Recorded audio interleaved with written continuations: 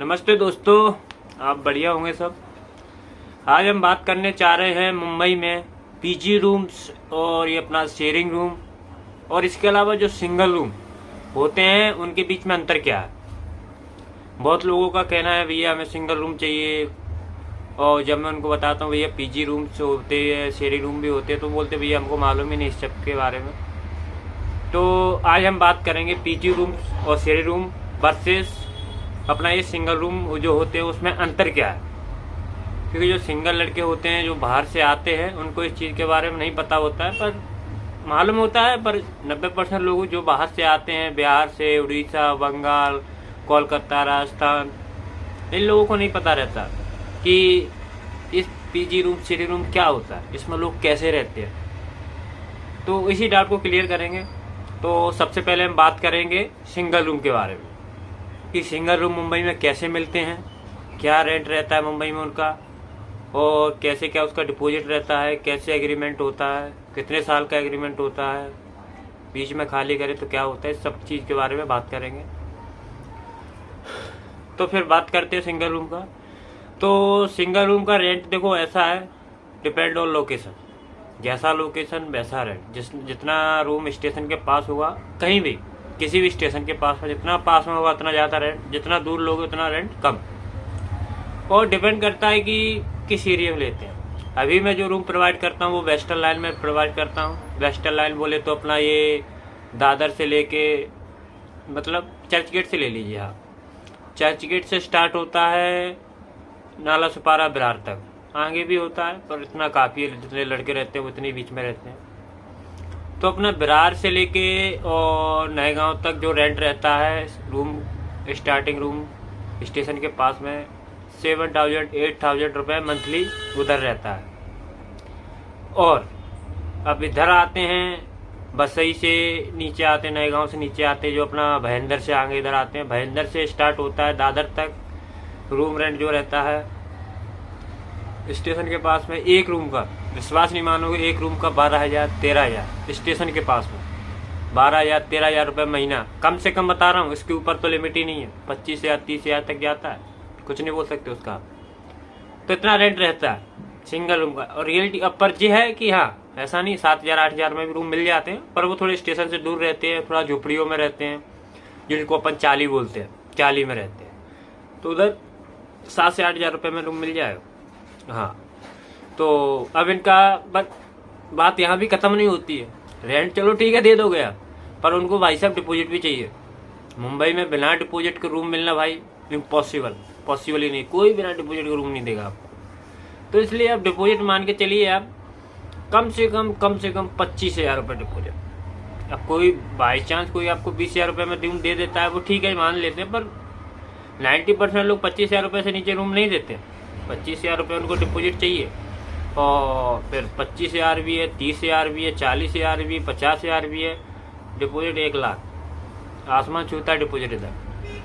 कम से कम जो मैं बता रहा हूँ आपको 25,000 डिपॉजिट मान के चलिए, 12 से 13,000 रुपये रेंट मान के चलिए। फिर उसके बाद आपका एग्रीमेंट बनता है 11 महीने का, जिसमें 11 महीने का डिपॉजिट एग्रीमेंट बनता है। इस बीच आप कभी भी खाली करते हैं तो 6 महीने से पहले अगर खाली करते हैं तो आप वो ऑनर जो होता है वो आपका 1 महीने का रेंट आपके डिपॉजिट में से काटता है, अगर 6 महीने से पहले खाली करते हो। पर कई ऑनर जो होते हैं नहीं काटते हैं, पर ज़्यादातर लोग काटते ही हैं। फिर उसके बाद एग्रीमेंट का जो भी खर्चा आता है 700-800 रुपये, जो भी वो ऑनर और जो भी टेनेंट बोले तो लेता है किराएदार, उनके बीच में होता है आधा आधा।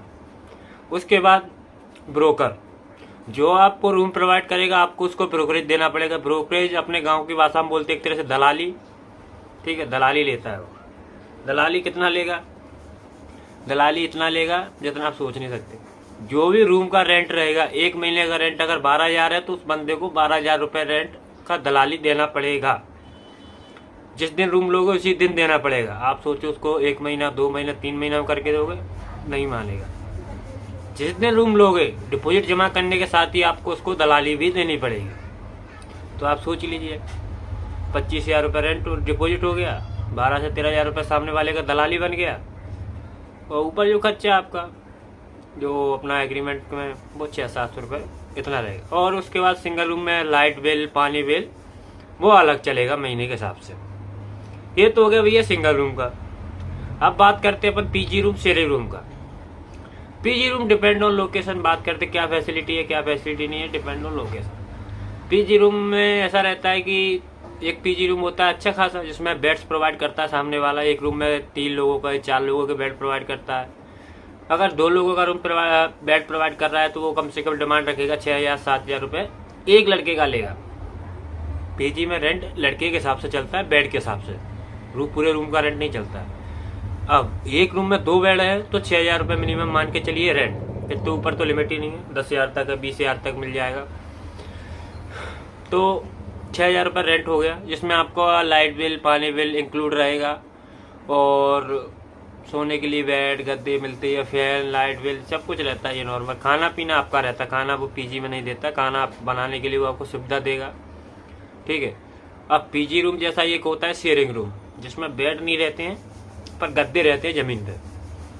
वो गद्दे वाला सिस्टम हर कोई नहीं करता है इधर, बहुत कम लोग करते हैं। जैसे कि मैं अपना रूम से मैं गद्दे प्रोवाइड करता हूँ पीजी में, उसमें गद्दे रहते हैं। पर गद्दे में लेने का प्रॉफिट ये है कि उधर थोड़ा रेट कम हो जाता है। जैसे अब मेरे नाला सुपारा में पीजी है, जिसमें रेंट रहता है 2,500 रुपये एक लड़के का, सिर्फ 2,500 रुपये। उसमें लाइट बिल पानी बिल सब कुछ इंक्लूड रहता है। सोने के लिए गद्दा फैन सब मिल ही जाता है। किचन में गैस चूल्हा प्रोवाइड करते हैं, ये सब रहता है। बस इसमें क्या रहेगा, इसमें एक रूम में 4 लड़के रहेंगे, आपको और 3 लोगों के साथ रूम शेयर करना पड़ेगा, तब वो आपको 2,500 रुपये रेंट पड़ेगा। और ये अच्छा ऑप्शन भी है कि अगर आप नए नए मुंबई में आए हैं, ज़्यादा बजट नहीं है, सबसे अच्छा ऑप्शन है आपका पीजी।